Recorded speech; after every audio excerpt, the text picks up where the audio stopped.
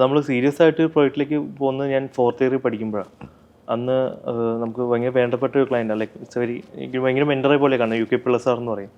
അപ്പോൾ സാറിൻ്റെ പ്രോജക്റ്റാണ് നമുക്ക് ലൈക്ക് വലിയൊരു ബഡ്ജറ്റായിരുന്നു. എനിക്ക് കേരളത്തിൽ വലിയൊരു റെസിഡൻസ് ഇൻവെസ്റ്റ് ചെയ്യുന്നൊരു ബഡ്ജറ്റിലാണ് ലാൻഡ്സ്കേപ്പ് ചെയ്തത്.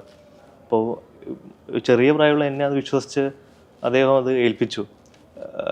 ആ അദ്ദേഹത്തിൻ്റെ ട്രസ്റ്റാണ് എനിക്ക് കൂടുതൽ എന്താ പറയുക, നന്നായിട്ട് ചെയ്യണം, സംതിങ് ഡിഫറെൻ്റ് ആയിട്ട് ചെയ്യണം എന്നുള്ള ഒരു ഭയങ്കര ഫയറായിരുന്നു. കാരണം അത്രയും ഓൺട്രപ്രണേഴ്സിനെ നമ്മൾ കാണുമ്പോൾ ഇവരെങ്ങനെയാണ് ലൈഫിൽ ബിസിനസ്സിനെ കാണുന്നത്, എങ്ങനെയാണ് പെരുമാറുന്നത്, ഇതൊക്കെ ഞാൻ പഠിച്ചുകൊണ്ടിരിക്കുകയായിരുന്നു. അപ്പോൾ ഞാൻ ഈ ഫീൽഡിന് കൂടുതൽ ഇഷ്ടപ്പെട്ടത്, ഞാൻ ഡീൽ ചെയ്യുന്നത് കൂടുതലും സക്സസ്ഫുള്ളായിട്ട് ക്ലയൻസിനെയാണ്. അപ്പോൾ എങ്ങനെ ഒരു മനുഷ്യൻ സക്സസ് ആവണം, അവരുടെ ആറ്റിറ്റ്യൂഡ് എന്താണ്, ഇതെല്ലാം ഞാൻ സാറായിട്ട് സംസാരിക്കുമ്പോൾ കൂടുതൽ പഠിച്ചുകൊണ്ടിരിക്കുകയായിരുന്നു. കാരണം മിക്ക സൈറ്റിലും ചിലപ്പോൾ ലാൻഡ്സ്കേപ്പ് ഫീൽഡിലുള്ളവർ അധികം ഇമ്പോർട്ടൻസ് കൊടുക്കണം എന്നില്ല, ഗാർഡൻ ചെയ്യുന്ന ആളെന്നുള്ളതാണല്ലോ കൂടുതലും. പക്ഷെ നമ്മളെ ഹാർഡ് വർക്ക് കണ്ടിട്ട് ക്ലയൻസ് തന്നെ നമ്മൾ വന്നിട്ട് സിബിൻ നീ ഇങ്ങനെ ചെയ്യണം,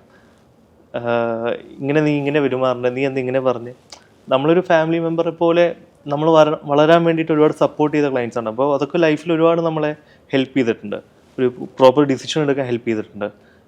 എങ്ങനെ ഫാസ്റ്റായിട്ട് മൂവ് ആവണം, എങ്ങനെ ഡിസിഷൻ പെട്ടെന്ന് എങ്ങനെ സംസാരിക്കണം, ഇതെല്ലാം ഞാൻ കാര്യങ്ങൾ ഇവരെന്നൊക്കെ പഠിക്കുക.